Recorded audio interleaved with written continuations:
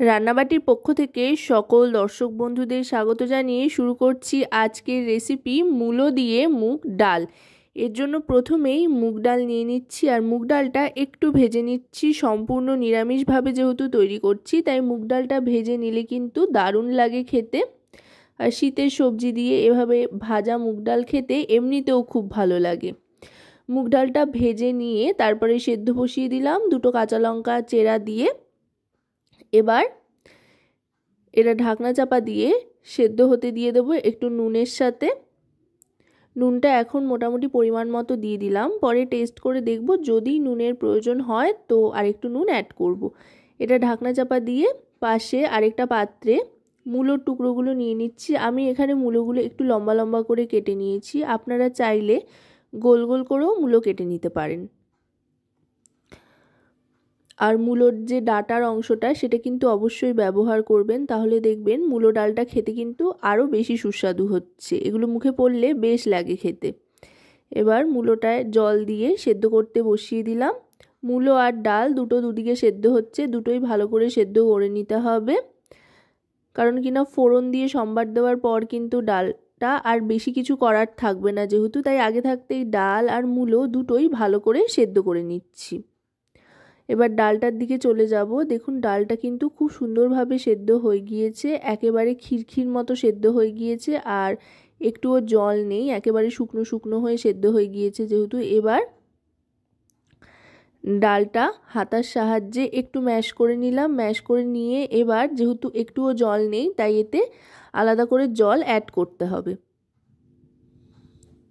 আর এই ধরনের মূলো দিয়ে ডাল বা সবজি দিয়ে ডাল যেগুলো শীতকালীন ক্ষেত্রে হয়ে থাকে, শীতকালের সবজির ডাল, এগুলো কিন্তু একটু পাতলাই ভালো লাগে খেতে। তাই বেশ খানিকটা জল দিয়ে ডালটা ভালো করে জলের সাথে মিশিয়ে নিচ্ছি।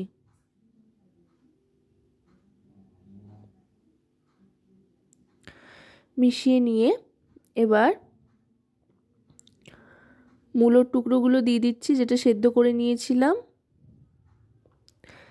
এবার ডাল আর মূলোটা একসাথে বেশ খানিকক্ষণ ফুটিয়ে নেব।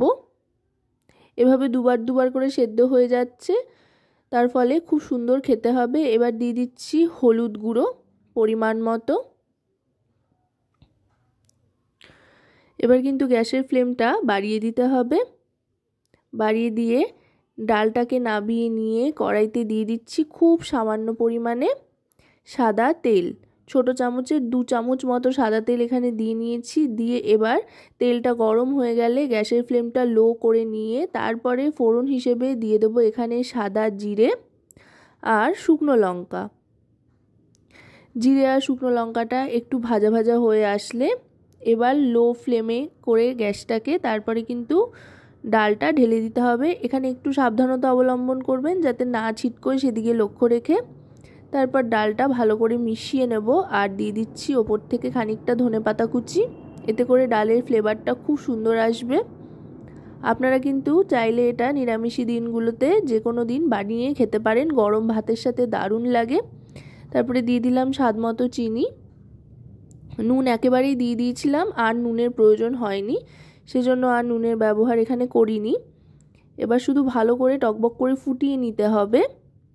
অসাধারণ কিন্তু একটা জিরে আর শুকনো লঙ্কা ফোড়নের গন্ধ ছাড়ছে। এবার সার্ভ করে দিচ্ছি। তো রেসিপিটা কেমন লাগলো অবশ্যই কিন্তু কমেন্টের মাধ্যমে জানাবেন আর রান্নাবাটি চ্যানেলটিকে লাইক শেয়ার সাবস্ক্রাইব করতে ভুলবেন না।